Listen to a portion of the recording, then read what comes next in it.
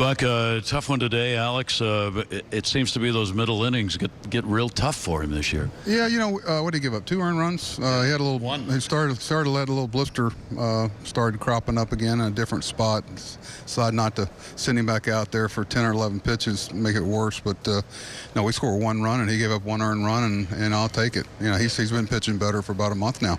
Is that an ongoing problem now, this blister or whatever it is?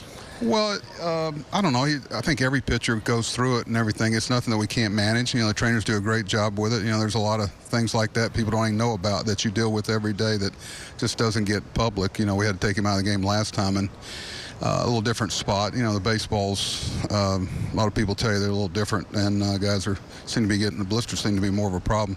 Is this the old Nolan Ryan finger in the brine thing to try and toughen up your fingers? No, they do a great job with it. In fact, that's why he was able to pitch today. And, he could have continued if he had to, but I just didn't want to push it. We had a lot of people down there that needed to get back out there. Got Zach back out there and Mike Wright, and, of course, Tanner had a good inning. But tough when the defense just not making the plays you'd like to see him make. For a starter, that's hard. Well, there's a lot of there's probably 4 plays today that you can't show up anywhere analytically. So, those are things that your eyes have to tell you, and those are the little things that, we're not executing. They don't show up in an error column, and they don't, but some good things, though. Joey threw a guy at third. Renato got up, and we turned a tough double play there. John's playing well at second, and, we got some people kind of trying to get comfortable at some positions in the major leagues. What are you seeing in the at-bats?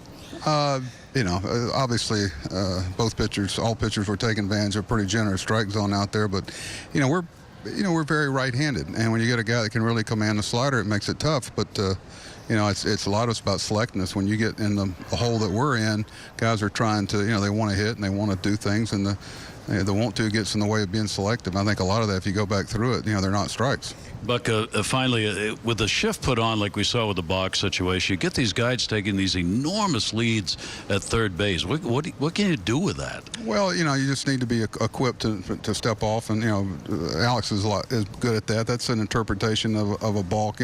I've never agreed with it. I'm on the competition that, what advantage are you trying to gain there? If, somebody drops a ball or twitches a muscle and you have a game decided, didn't today, it just doesn't make a whole lot of sense to, pitchers aren't trying to gain an advantage. I think balks are, by the letter of the law, they are. But really, realistically, it's not some advantage being gained. You see it in the NBA all the time. Guys are palming the ball or traveling.